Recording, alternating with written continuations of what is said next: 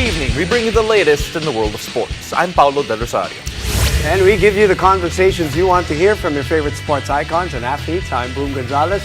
Now tonight we hear from a UAP Courtside alumna, Julia Vargas, as she shares her favorite moments in the collegiate ranks. But first, we break down the biggest day so far in the PVL with our friend, analyst Mela Tunay. Ooh, buckle up, sports fans. Let's get in the game.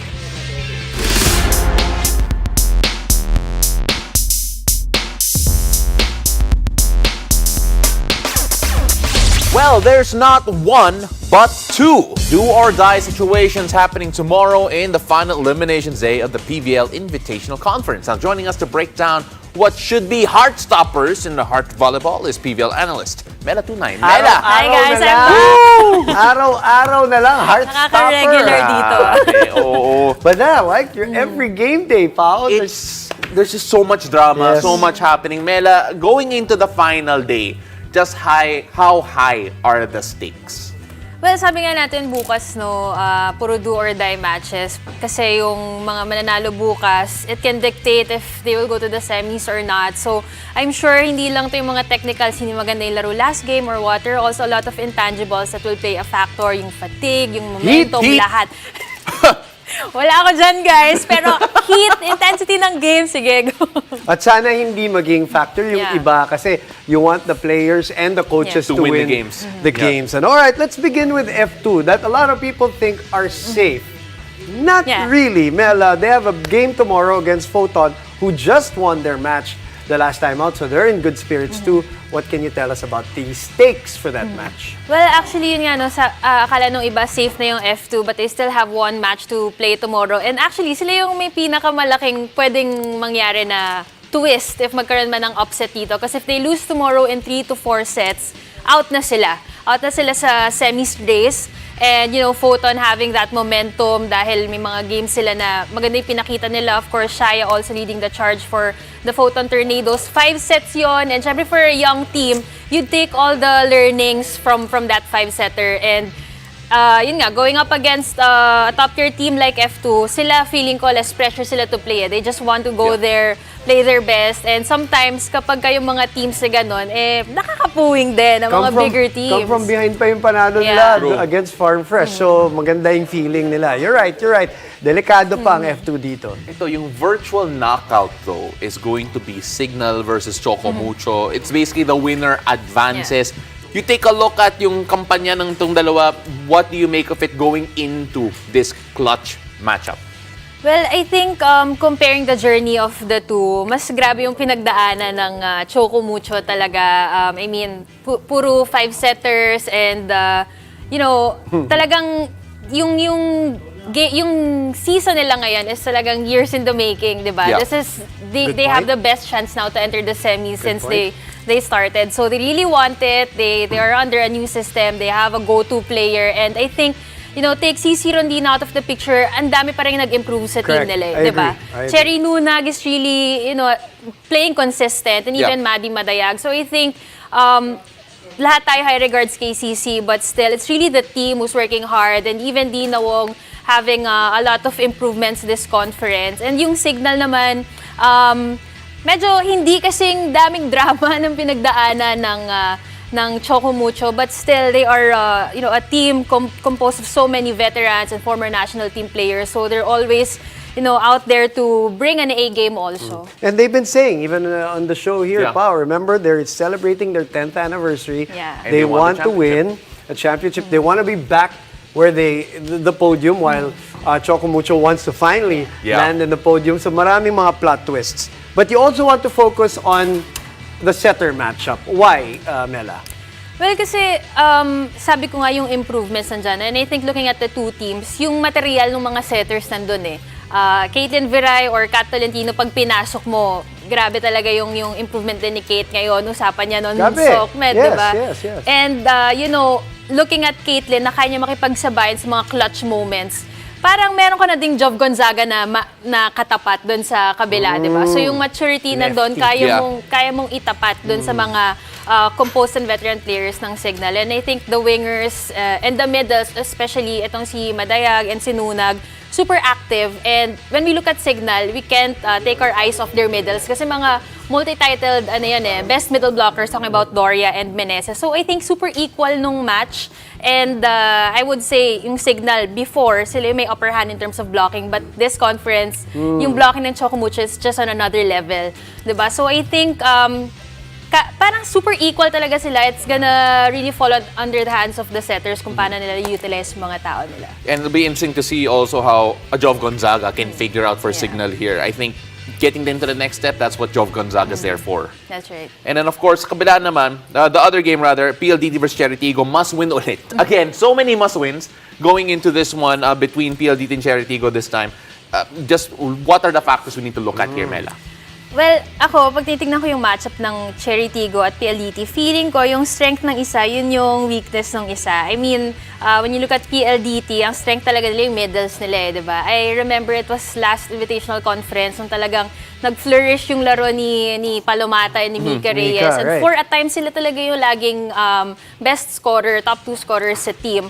Pero eventually, nag-transition sila hanggang sa nakita natin the emergence of Mean Mendres. Pero when you look at Cheritigo naman, grabe rin yung wingers, di ba? And medyo doon naman sila sa gitna nag-transition. Of course, si Ponggay is playing her old position pero kakabalik niya lang doon ulit. Yes. Right. So may mga ganong factors sa kanila tinitignan. And I think if they put their attention doon sa kanilang area for improvements, kung sino man yung mas bigay ng attention and improvement on their room for improvement will get an advantage tomorrow. Basically, Cheritigo crossovers are like a new team. Yep. Who are now in the thick of the fight because of also individually they're so good. Obviously, it's about them coming together, and maybe this is the right time for them to come together, as a new team. I did the game yesterday, PLDT. Obviously, the concern is Jovi. Yes. It looks like she's game to game. They're not really saying how bad the injury was.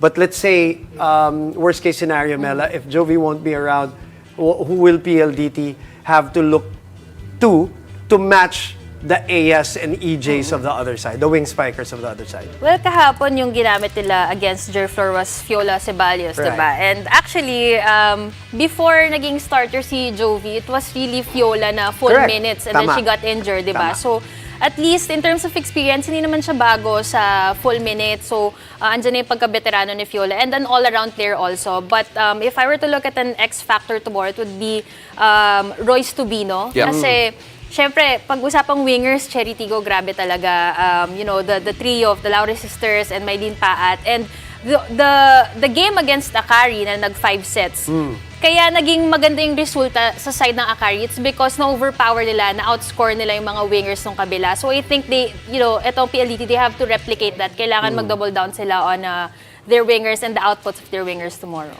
Again, do or die matchups tomorrow. Again, if Signal versus Chocomucho, PLDT versus Cheritigo, of course, F2 needs to get the win and hopefully convincingly to make it through. Mela, you take a look at all those matchups. If you're going to tell our fans right now, like to watch one thing in particular between these three, what would that be? You should watch fan stream, guys. Kasi, grabe talaga ang mga kwentuhan dyan. Mas intense. I mean, intense na yung game, alam na natin yan. Pero mas intense yung mga side stories. So, watch fan stream. Kala ko sabi mo, if you were to give us a prediction. I think it'll be too difficult rin. Hindi yan sasagot. Pero iba For pa my rin. own benefit, guys. Saan nila mapapanood ng fan stream? Siyempre sa Pilipinas Live. Kumpletuhin 99 pesos natin. lang, guys. Baka naman. Kumpletuhin na natin. And of course, you can download the Pilipinas Live app on the Apple Store and Google Play and subscribe for only 99 pesos per month. O, kompleto na talaga. It's all about choices. And Filipinas Live gives you all the choices of what to watch and how to watch. Absolutely. Mela, thank you. We'll see you Thank you, tomorrow. And guys. good luck sa ating lahat. Yes, thank tomorrow. you. In the meantime, after the break, we'll go courtside as we relive the best moments of the Blue and White in the UAAP. Stay tuned. You're watching The Game.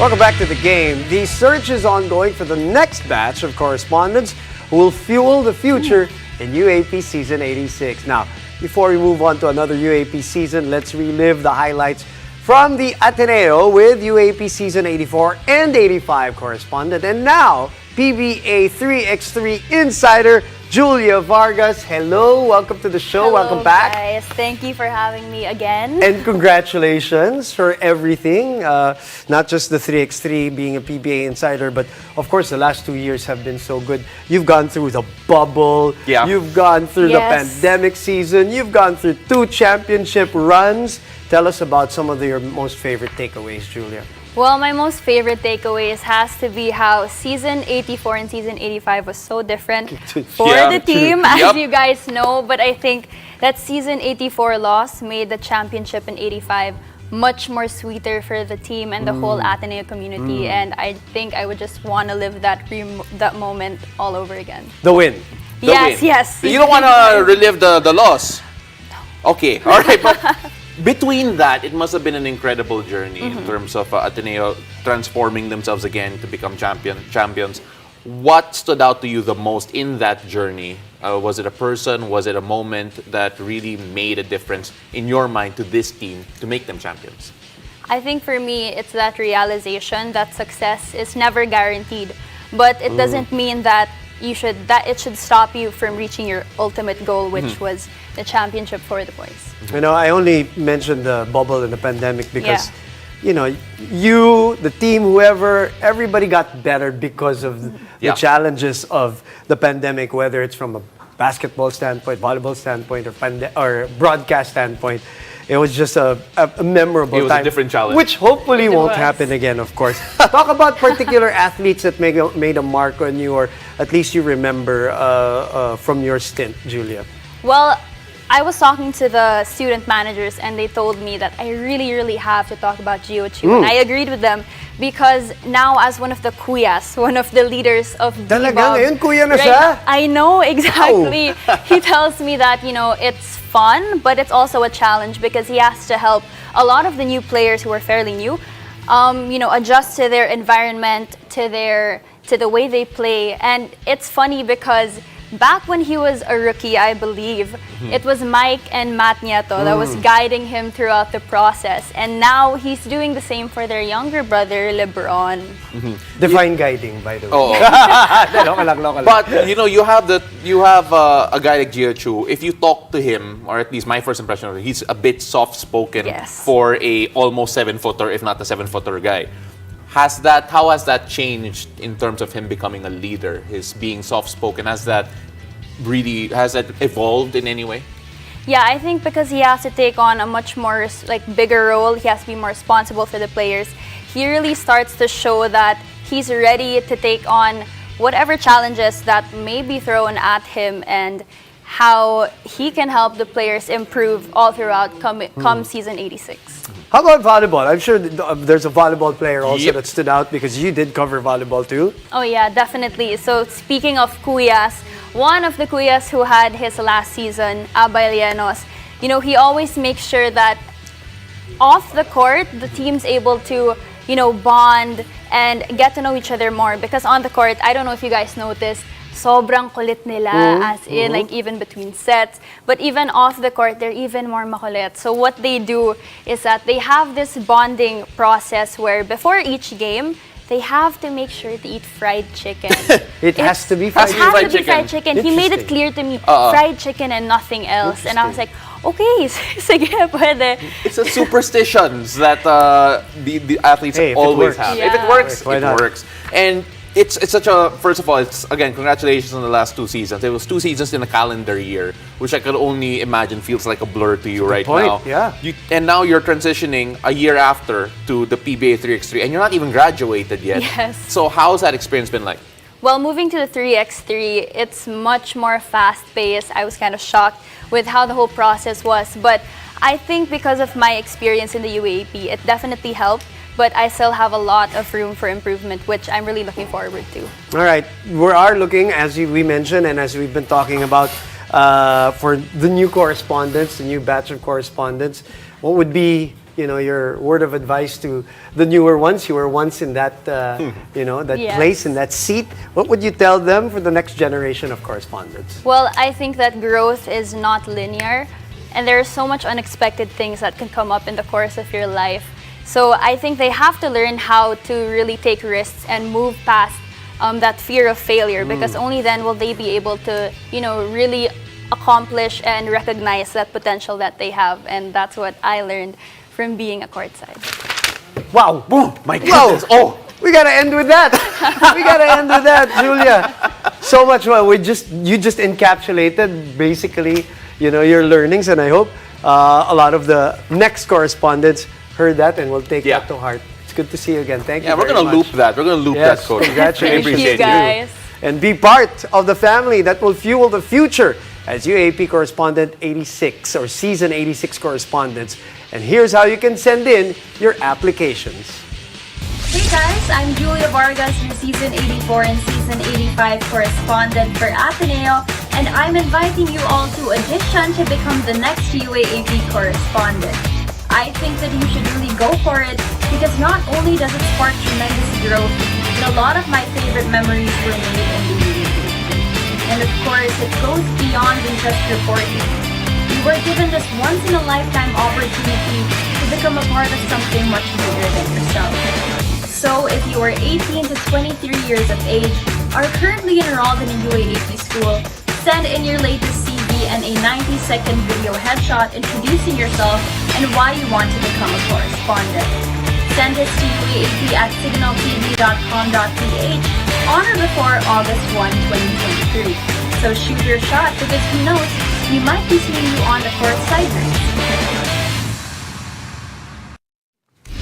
Malapit na yung August 1. Send in your applications. But for now, after the break, we'll talk about the latest achievements of our Pinoy athletes on the world stage, from pole vaulting to the Gilas girls and boys on the hard court. Stay tuned.